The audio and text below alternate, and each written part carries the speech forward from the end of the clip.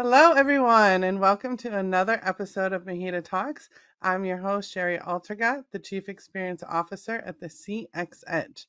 Today, I have a special treat for you. We actually have two guests with us for this episode. We have Jeff Stohr, President of Conveyor and Caster Equipment for Industry, as well as Tyler Stohr, who is the Director of Technical Sales.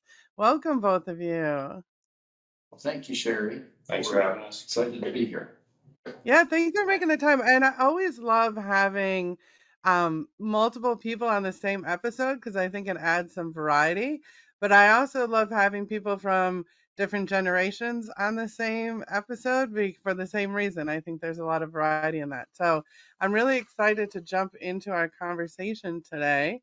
Um, if you've seen Mahita Talks before, I always like to start our episodes just getting to know our guests a little bit better. So, Jeff, I was hoping you could talk to us a little bit more about Conveyor and Caster Equipment for Industry Company and what you guys do, what you guys are all about.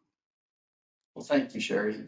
So we're a third generation material handling equipment and solution provider. We were founded in 1961 by my grandfather. My father ran the business for most of the tenure. My grandfather died early in the evolution. And so my dad took over 3 years into the business. My brother and I joined over the last 30 plus years, and we bought our father out in 2004.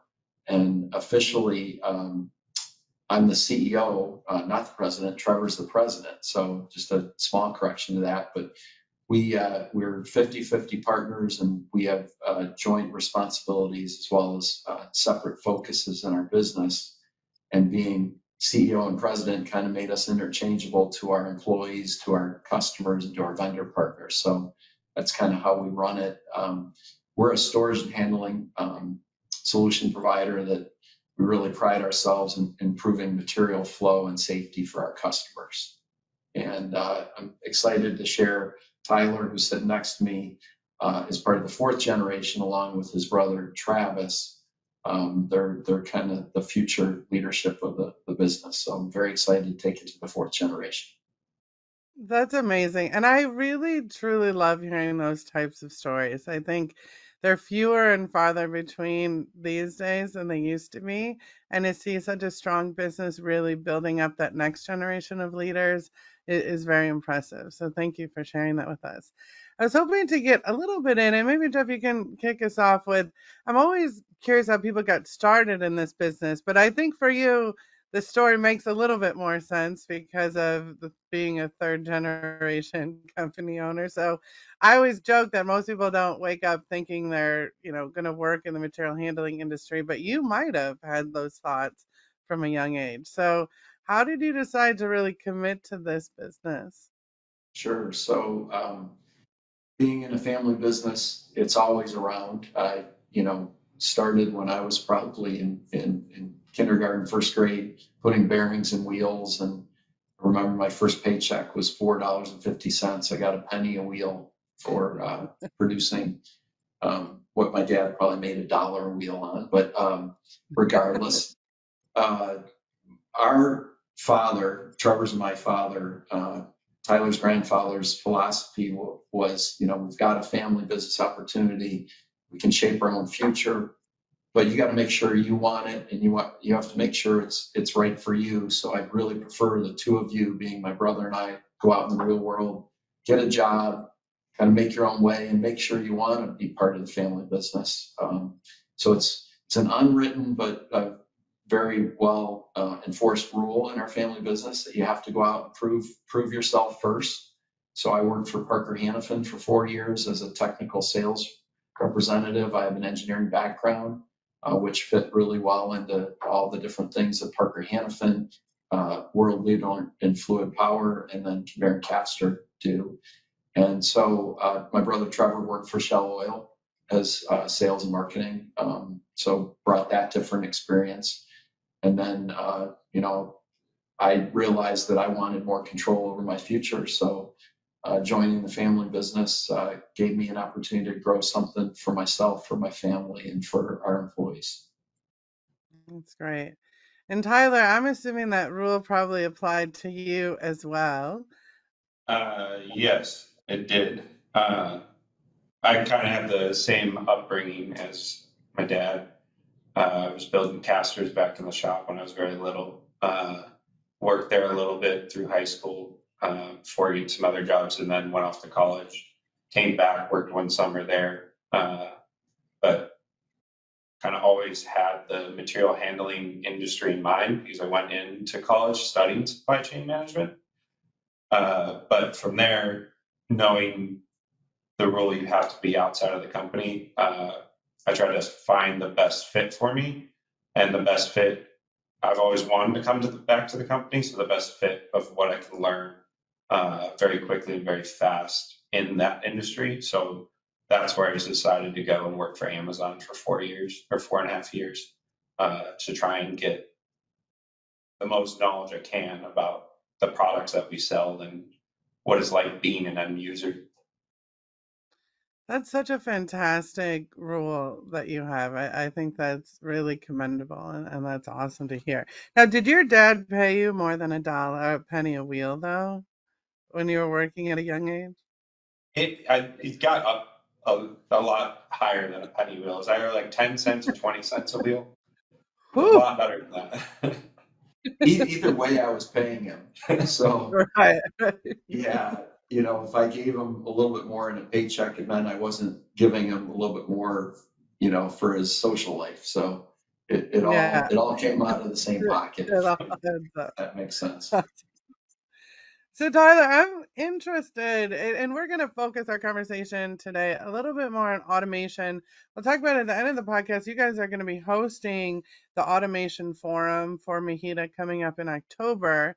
So, Tyler, just to kind of kick it off, and you had mentioned working at Amazon for 4.5 years and now being back at Conveyor and Caster, kind of working on both sides of the supply chain of being a user as well as being a supplier.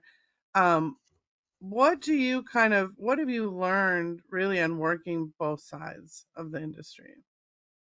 So starting at Amazon, I really understood of where that engineering design side comes into the actual day-to-day operations. And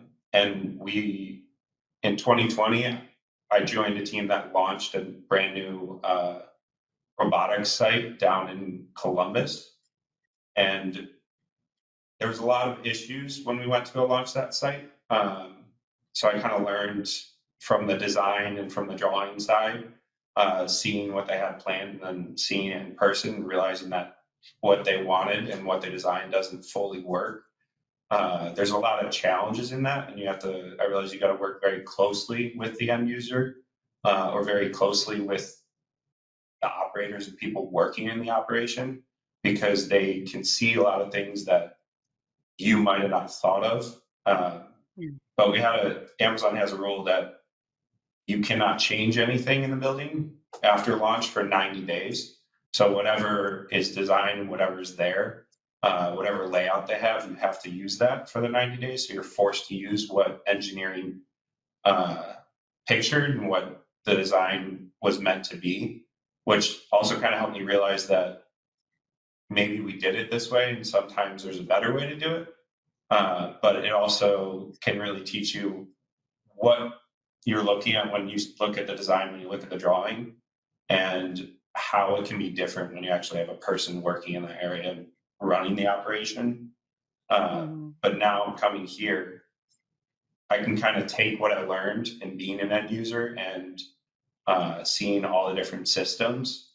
I can take what I learned there to try and bring it in with our engineering team here to work on designing better systems that maybe have less issues during startup. We don't have to change a lot more, less downtime for our end users, uh, and just a lot easier kind of integration to what they're doing and understanding how much time they need or how much time we don't want to take away from their operation to keep them running, hopefully reduce ROI times, things like that. Now, have you used that? The 90-day rule is interesting, and I had not heard that before. Do you use something similar to that in your current role at Conveyor and Caster? We haven't fully implemented anything like that yet. We've definitely working with a customer uh, when we put in a new system, try and teach them the way that we designed it, the way that we showed them. Uh, it would work and walk them through their processes with our new system to help them understand. But we don't really have a specific rule that, hey, keep this running for this way for 90 days, figure out what works and what doesn't, and then change it. Um, but it could be something to help them understand the design behind things and the reason behind things. Yeah, I mean, even just kind of using that principle, whether it's 90 days or 30 days or whatever the time period is, but just that kind of understanding of let it work how it's supposed to work and then, make changes. I think that's fantastic. Um, this one I'm going to open up to whoever wants to answer is, and kind of staying in along the lines of automation, in terms of technology advancements, anymore it feels like it's changing, every day or every other day. What do you believe are the biggest market drivers that are impacting supply chain companies today? I'll start. I think the climate changed dramatically with COVID and worker crisis shortage, the rapid expansion of e-commerce and distribution centers, and in manufacturing, the lack of labor just really raised the issue that hiring and keeping employees and getting people to do redundant jobs is going to be harder and harder in the future. So what can fill that gap? Automation, robotics. Um, I think the efficiencies had to just grow exponentially over the COVID period. So really kind of open everybody's eyes to automation and integrating robotics and different things. And Tyler and I were discussing this a little bit. The geopolitical climate too. The world's got all kinds of things going on, and the supply chains around the world are changing based on things in Russia, Ukraine, China, Europe, and with that, I think people want to bring their supply chains closer and onshore, and what that is going to take because we only have a finite amount of labor pool is automation and upgrading people's manufacturing and distribution capabilities are at the forefront of it. Yeah, I completely agree. I think, COVID today seems like sometimes it seems like it was 1,000 years ago, even though it was only a few. And since we've come out of it, I think it really elevated the need for automation and integrating automation. It kind of sped it up a number of years, and I think it organically would have without COVID. So, kind of staying on the topic of automation and robotics, you had mentioned when we really look at technologies that are coming up, and either maybe a new technology or one that you kind of see in the very near future, what technologies do you think are going to impact the supply chain the most over the next few years? One of the big technologies that's already out there that I don't think's been widely adopted by companies that aren't Fortune 500 or massive kind of supply chain distribution companies is an AMR or like a cobot. I think that's going to be really big for a lot of companies and helping them advance. Tell her what an AMR is. An AMR is autonomous mobile robot, so it can integrate into a normal warehouse and move pallets around, move product around, move, I guess, cages or carts into stations or just into locations.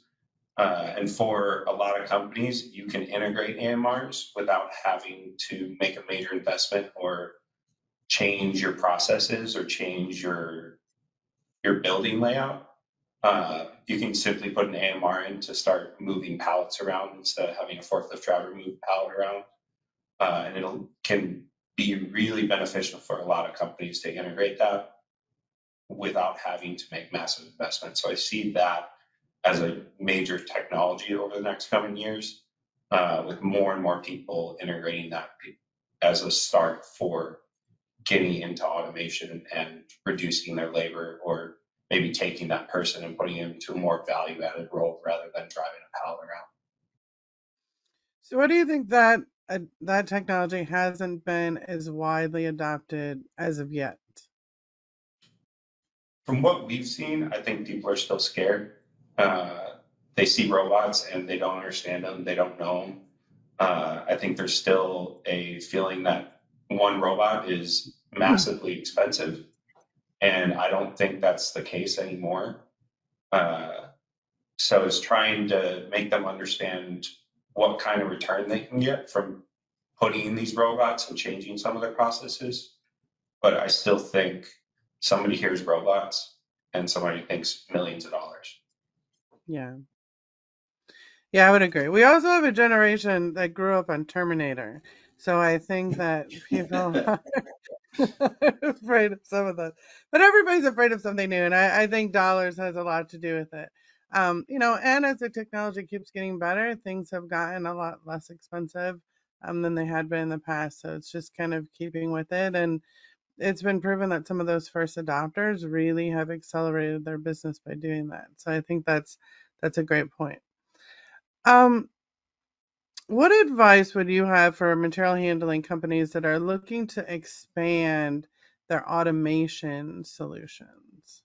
Well, I think it goes without saying, join an organization like MHEDA. MHEDA was looked at for years as a industrial truck or forklift kind of networking educational forum group, and MHEDA as a leader in the material handling distribution arena is very focused now on expanding the storage handling integration parts of their education, their programming, which falls right in line with the automation forum coming to Cleveland October 12th. And really it's about educating our members and fellow distributors about some ways to get into this space, why you should get into this space. And to Kenmare and Castor Equipment for Industry, it's all about being relevant and being a solution for our great customers and partners out there. We have to keep adding value and helping them understand technologies and product solutions that can make them more efficient, can help them, utilize labor and maximize efficiencies and safety of their facilities better. So, starting with being involved with great organizations like MHEDA, and then educating yourselves, hiring the right people, hiring young people. It's not, Tyler and his brother grew up, much more better at video games than I did.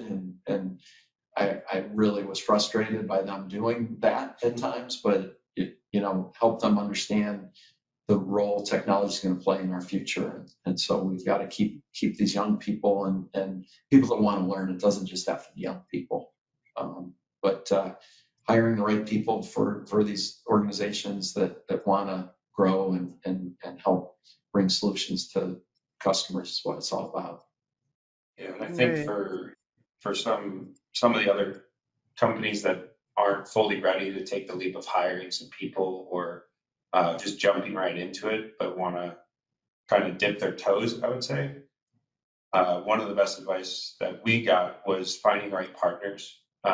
So working with a company that has the expertise that you don't have, and maybe in robotics, maybe in conveyors, whatever it might be, controls, things like that.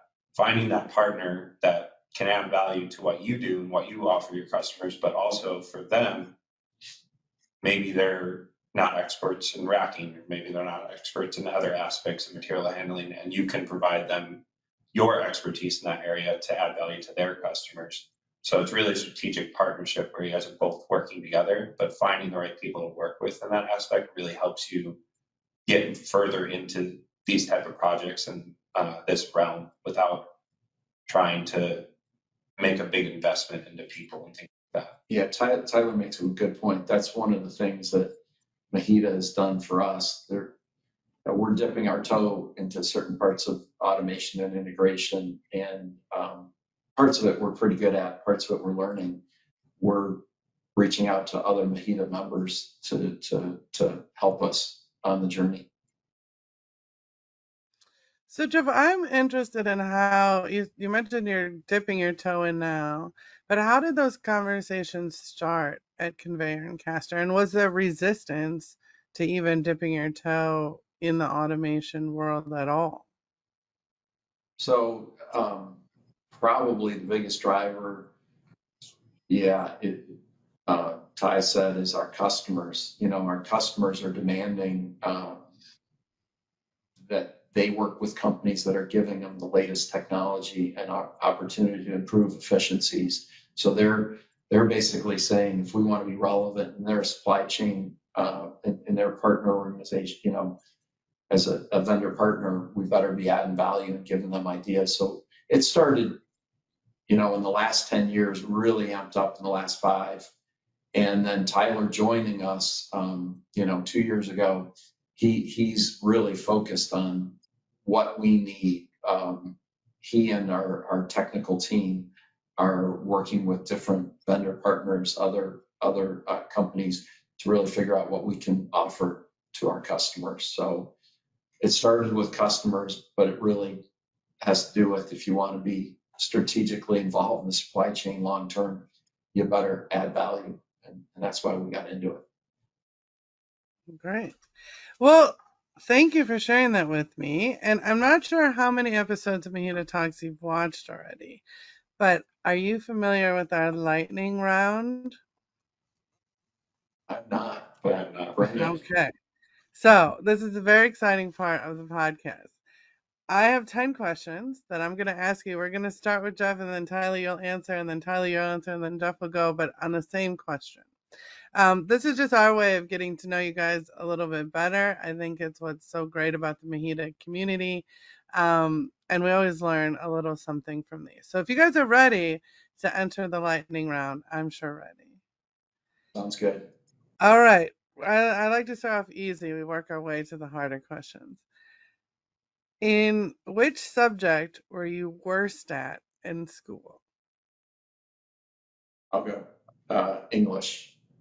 I really struggled writing poems and different things, and had to partner with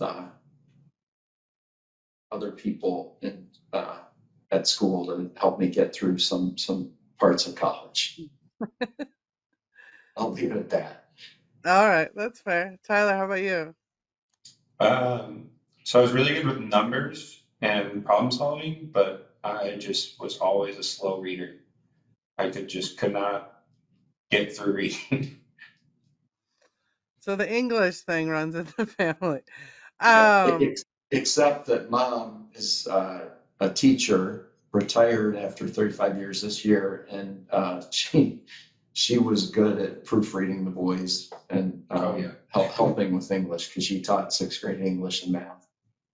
So something that's in the family. good. That's a good Yeah, resource to have. Knowing that you both kind of grew up in the material handling industry, but when you were a small child, Tyler, what did you want to be when you grew up?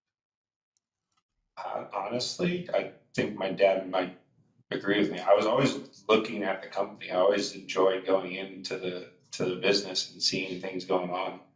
I mean, truly, I thought if it was something crazy, it'd be like a professional skier or something like that. But when I was little, I always wanted to go into the company.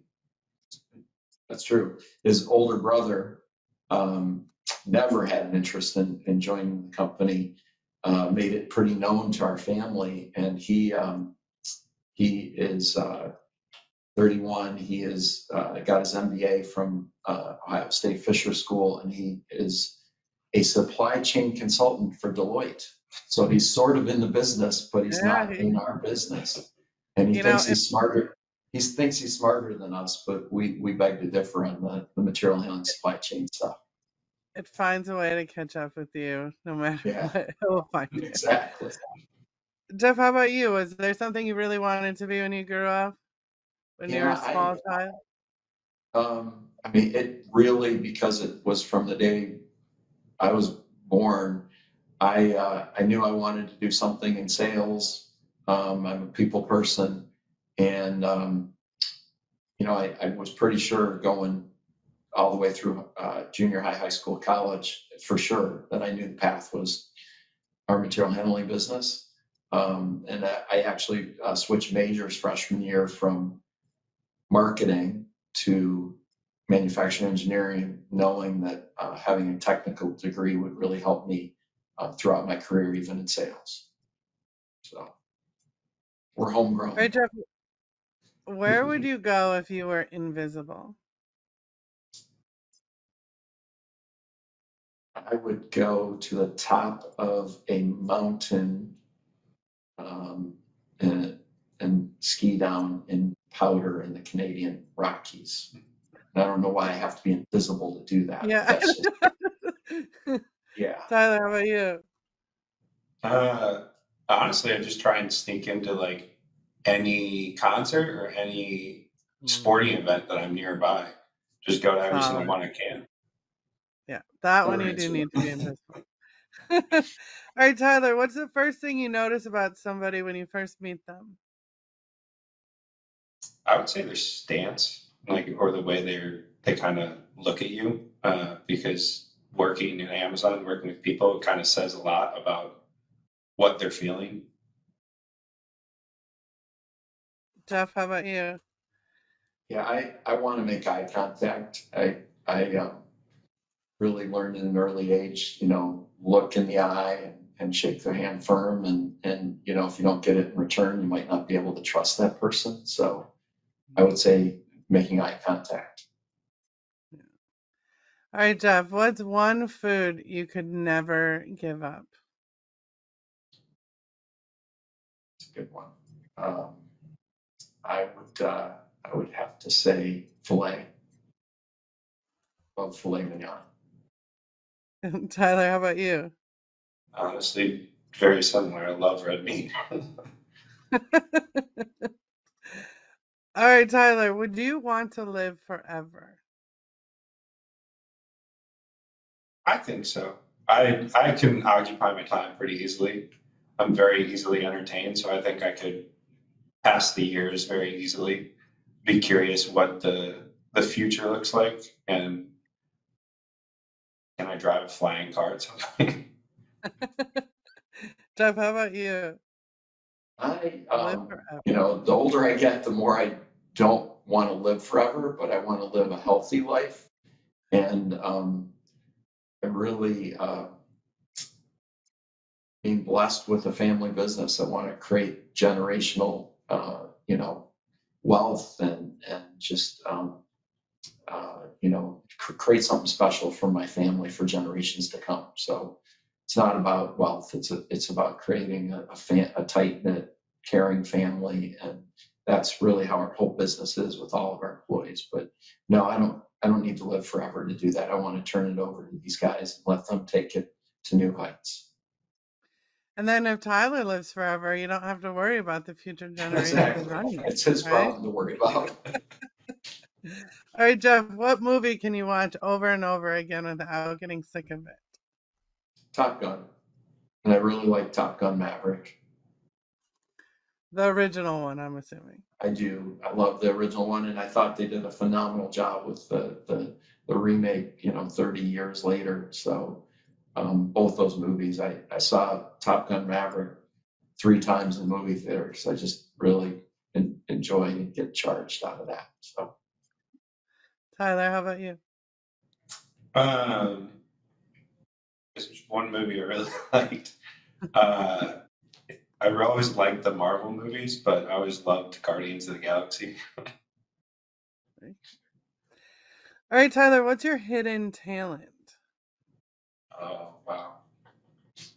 I don't really have any crazy hidden talents. I can make a cricket noise with my mouth, like a real cricket noise. Well, now you have to do it for us. Like we have to hear that.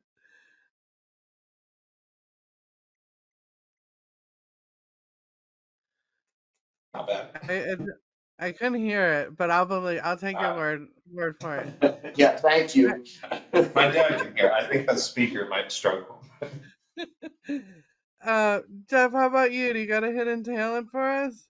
You know, I just think it's reading people and keeping people happy and in a positive environment mode. You know, bringing the best out of people is my hidden talent.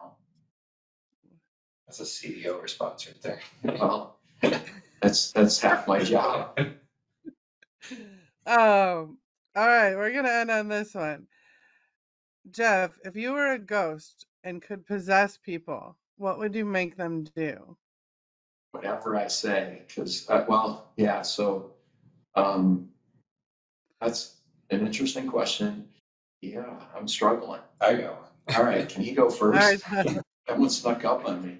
Uh, at home, I hate cleaning. I hate doing chores, so I'd make them do all that for me. nice. That's a solid answer. Well, I'm married 34 years. I would love to make Karen see it my way 95% of the time instead of 25% of the time. But it makes our relationship stronger. So, yeah. All right, guys. Well, thank you. You made it through the lightning round with flying colors. Congratulations. Thank I you. just want to end a little bit on talking about the Automation Forum. You guys are in Westlake, Ohio, correct? Correct. And the forum's going to be held at your facility on October 12th. Jeff, can you just give us a few more details about it and maybe how people can register if they'd like to attend and what they could see? Yeah, absolutely. I have a little cheat sheet on it because I didn't want to miss some of the key details, but this really is for MHEDA uh, partners that want to learn about automation and integration and some of what it takes to get into this space, some of what customers are looking for. So we've got a full day. Westlake, by the way, is a suburb of Cleveland. We're about 10 miles from downtown Cleveland, just off I-90, one of the main thoroughfares, and quick Uber ride from the airport, about 20 minutes.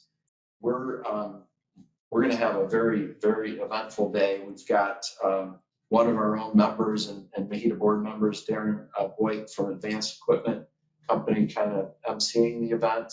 He is an integrator in the Carolinas, and so he's gonna open it up, and then we turn it over to another MHEDA member, Zion, who Zion Solutions is a company that is fully in the integration automation space as a MHEDA distributor. So they're providing robotic solutions, conveyor solutions to their customers. So we're going to learn the capabilities required to be an integrator from a member of the Zion team. We've got a vendor partner, Stohr, coming in to talk about, from a manufacturer perspective, some of the automated solutions out there. And they do pallet shuttles and robotics. We've got another manufacturing partner that makes automated solutions, Stanley Lidmar. They're going to talk about the benefits of adding VLMs, vertical lift modules, in automating manufacturing and picking solutions. We've got a special guest, Mitch Smith, from Hytrol Conveyor, who worked for one of the bigger integrators in the country, Bastion Solutions, for 20 some years. And now he's the chief revenue officer for Hytrol Conveyor. And he's going to talk from a manufacturer's perspective about what going into from a material handling distributor, storage handling into integration takes, which will be great. Got another customer perspective from TRG Solutions, and they're a user of VLM that we provided, but they're also in the space of robotics as well as pick to light and scanning solutions. And then our building's kind of uniquely qualified to host this event because our building here in Cleveland, we've got a hydro automation conveyor in our manufacturing operation. We've got a VLM in our facility. We've got all kinds of MHEDA partner demonstrations that we're going to share. So people are going to be able to put their hands right on some everyday automation solutions. It sounds fantastic, and I've said this on the podcast before. You know, I always encourage people to go to as many conferences, especially MHEDA conferences, as possible. I grew up on the marketing and sales side of the industry, but I went to the parts and service conferences. I went to the automation conferences. I went to the rental and used conferences. So even if your job isn't maybe even directly impacted in the automation space, you can always benefit from learning more about the industry in this space, especially if you're just starting off or trying to get into a new area of the business. It's one of the easiest ways to learn with some of the best people in the industry. Um, I'm excited to hear how this convention goes. Again, it's the Automation Forum. It's October 12th, and the registration link will be available on MHEDA's website at mheda.org. Well, thank you both again for spending some time with me today. It was a great conversation, and I look forward to seeing you soon. Thank you, Sherry. Thank you. Thank you for having us. Appreciate it. Take care. Thank you.